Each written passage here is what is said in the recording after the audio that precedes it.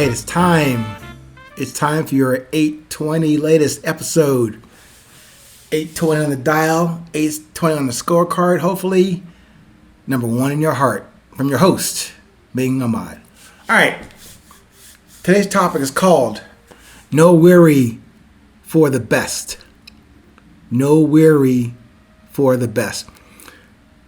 I guess the old saying is no rest for the weary, right? I'm saying no weary for the best. That old saying about no rest for the weary, must have heard that wrong when I wrote down this topic for today. I probably had a misfire my hearing thing, but let's go with it for now. No weary for the best. Or for the weak. Or for the rest. No none for your best. No weary for your best. Which, news alert, news flash, is every day, by the way. Yes, this moment, if we must go back to the previous moment, that was your best. This is your best, more importantly. This moment we're having right now, this moment, this day, this time is your best, whether you know that or not. And that statement, that perspective, that viewpoint, that opinion, if you will, that confidence, that optimism is what brings me to you today. To only offer you a different perspective on this moment.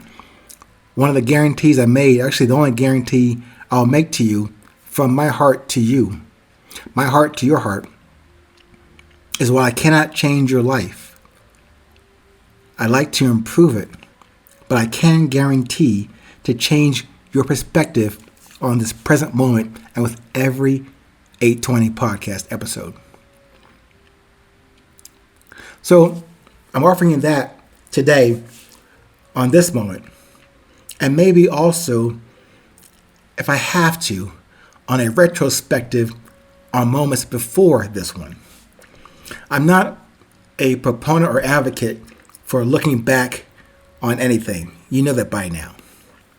I'm always focused on the positive movement and forward for now and from now. In a previous episode, I emphasized the inward movement. But since we are probably just meeting here in this moment, in this time, maybe for the first time, perhaps that construct can assist you as you consider this different new voice in your ear today. Hopefully you can hear me, what I'm saying, my message, and my purpose resonating in your heart also and eventually.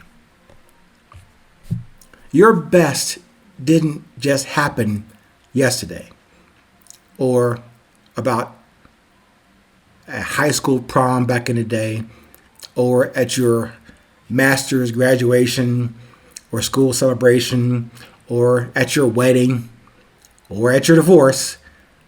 I've had a few of those myself. Or at the birth of your child or at the funeral of your grandmother or the 100K job offer or the pink slip later. Your best happens every moment that you are aware of your purpose and mission and message and voice and presence and how current you are in all of those or from any of those aspects. That is your best. Your opportunity to see and feel and experience your best, whether it be under those conditions I outlined earlier, good, bad, indifferent. Your best is required at all of those. And from that moment, this one is from where you produce something of value and quality. That is the best you can ever do. This is the best you can ever do. This is the best I can never do in this moment. Unless I actively choose to not do my best. Not better, not to do my best. And see whatever you do, see you before any task or challenge happens. Let me say that again. See whatever you do. Before you do that, see you even before any task or challenge happens. It's another restatement and emphasis on the present moment and what drives you in this present moment. What is your resilience? What drives you? What is your beauty? How do you define it? How do you embrace it? How do you use it? How do you leverage all the creative resources around you to produce the value that you brought here to do? The positive side. Certainly, we could default something bad or aggressive or defensive or whatever. But I'm choosing to lean more on the positive optimism that I never intend to hurt you. You don't tend to hurt me. It's nothing personal. It comes down to the only personal thing we can do is to use it inward movement to find out, uncover, discover, recover that which we know is in us. That takes some introspective work to get there, to see you as you and at your best. In that mirror that I have mentioned before. Yes, a reverse image, but that's probably as close as you can get to seeing your best, to seeing, looking into you at your best in that mirror. And also in that reflective look or conversation with your creator every day and every moment you have the notion and the ambition and humility and courage to do that. Speaking of your creator, do you think he doesn't see the best of you and in you that he created? I know it's too much to ask of you today to see that of and in you here and now. I'm asking you to take your time, this time, right now, to see that, to see a new world in there of you, for you to see and enjoy.